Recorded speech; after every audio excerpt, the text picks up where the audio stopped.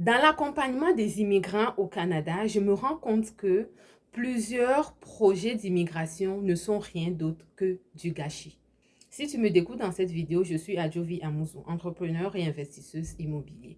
Oui, l'investisseuse visionnaire. Alors, dans cette vidéo, je vais te parler d'une histoire d'immigrant qui a retenu mon attention et que j'aimerais partager ici avec toi pour que tu puisses en tirer des leçons. Tel que vous le savez, j'accompagne plusieurs immigrants à mieux s'intégrer ici à la société canadienne. Donc, je rencontre plusieurs personnes qui soit sont déjà arrivées ici au Canada ou qui sont dans leur pays et qui désirent immigrer au Canada. Lors de l'accompagnement des immigrants ici au Canada, je rencontre plusieurs personnes et pour la majorité de ces personnes-là, l'objectif principal pour lequel ils font l'immigration au Canada. La principale raison pour laquelle ils quittent leur pays pour immigrer au Canada, c'est de trouver une vie meilleure, une vie plus épanouie. Alors, lorsque vous décidez de quitter votre pays, immigrer au Canada, tel que je viens de le dire, la principale raison, c'est de trouver une vie meilleure et non une vie moindre. OK, on s'entend là-dessus. Alors, vous devez prendre le temps d'évaluer ce projet-là, de regarder ce projet-là à travers des lunettes de votre situation actuelle, la situation que vous avez au pays. Est-ce que ça vaut vraiment le coup d'immigrer au Canada?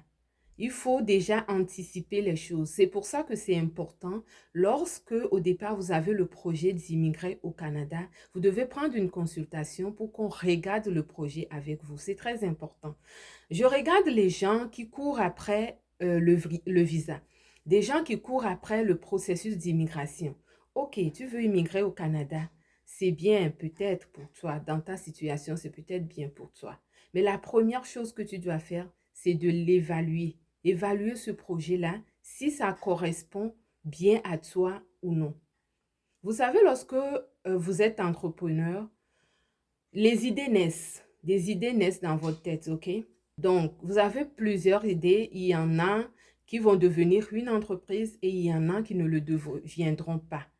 Il faut valider l'idée et savoir si ça va faire une bonne entreprise ou si ce n'est pas le cas, vous laissez et vous continuez avec d'autres.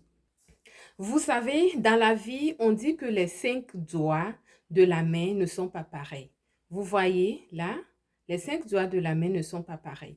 Ça voudrait dire que le projet ou un projet qui a marché pour une personne n'est pas nécessairement le projet là qui va marcher pour une autre personne. Lorsque ton ami se démarque dans un business donné, ce n'est pas pour autant que tu vas faire le même business et te démarquer pareil. Alors, en termes d'immigration, lorsque tu as un de tes proches qui a immigré au Canada et que son immigration a bien réussi pour lui, est-ce que c'est pour autant que ton projet d'immigration va réussir aussi? Est-ce que c'est pour autant que immigrer au Canada est la meilleure chose à faire pour toi également? Laissez-moi vous raconter cette histoire. Dernièrement, je discutais avec une personne proche à moi et on parlait justement de l'intégration des immigrants au Canada. Et cette personne-là m'a fait savoir qu'il a rencontré un couple, un couple d'origine africaine qui ont immigré ici au Canada. Ça fait de cela 3 à 4 ans.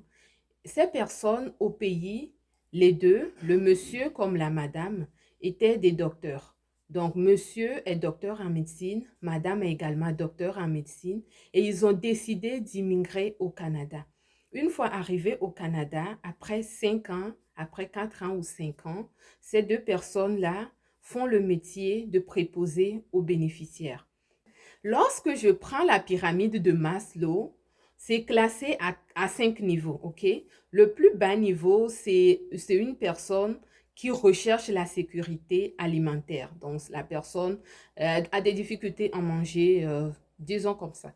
Ok? Le deuxième niveau, c'est la sécurité. La personne a besoin de trouver un emploi, d'avoir un revenu pour sécuriser les choses, pour avoir un toit. Le troisième niveau, c'est les relations. La personne a besoin de relations, d'amour, d'affection de d'autres personnes autour d'elle. Alors, le niveau 4, c'est l'estime de soi. C'est une personne qui a besoin que les autres reconnaissent son travail, sa position dans la société. Une personne qui a besoin de respect par rapport à ses compétences ou par rapport à son niveau dans la société. Et le niveau 5, c'est le top. C'est une personne qui est vraiment au top dans sa société, dans tous les domaines, disons. Alors, lorsque je prends ce couple-là de médecins dans un pays d'Afrique, moi, je peux les placer au niveau 4 ou au niveau 5. OK? Maintenant, ces personnes, lorsqu'elles arrivent ici au Canada et qu'elles obtiennent le poste de préposé aux bénéficiaires, c'est quel niveau est-ce que ces personnes-là vont obtenir dans la société canadienne? Les personnes se retrouvent au bas de l'échelle. Peut-être pas au premier niveau, mais quand même plus bas que le niveau qu'ils avaient dans leur pays. Alors, si je fais cette comparaison, ce n'est pas que j'ai quelque chose contre les préposés, je respecte leur travail, mais je voudrais que vous puissiez comprendre si votre projet d'immigration est un bon projet ou non. Parce qu'il ne suffit pas d'immigrer au Canada. On immigre au Canada parce qu'on veut une vie meilleure. Est-ce que tu vas pouvoir obtenir cette vie meilleure-là une fois rendu au Canada? Si ces deux personnes étaient arrivées peut-être dans les 3 derniers mois, j'aurais compris, peut-être. Mais c'est après 3 ans, c'est après 4 ans, c'est après 5 ans que ces personnes-là sont dans cette situation. Est-ce qu'elles vont pouvoir sortir du niveau le plus bas qu'elles ont actuellement et retrouver leur niveau de départ qu'elles avaient dans leur pays d'origine? C'est là la question. Alors, lorsque vous voulez immigrer au Canada, prenez le temps, les amis. Prenez une consultation pour évaluer votre projet. Une personne A peut immigrer avec un statut de résident permanent et ce n'est pas la meilleure option pour une personne B. Comment savoir si le statut de résident permanent est la meilleure option pour toi pour immigrer au Canada? Tout dépend de ta situation de départ. Tout dépend de quel profil est-ce que tu as. Moi et mon équipe, nous sommes là pour vous accompagner dans vos projets d'immigration. Pour que votre projet d'immigration soit un succès, vous ne pouvez pas penser immigrer au Canada sans penser à culture mobile. C'est la plus grave erreur que vous pouvez faire dans votre projet d'immigration. Sur ce, je vous laisse là-dessus. Mon contact est en bas de description. Écrivez-moi et on va regarder pour vous pour que votre projet soit un projet réussi. Bye bye.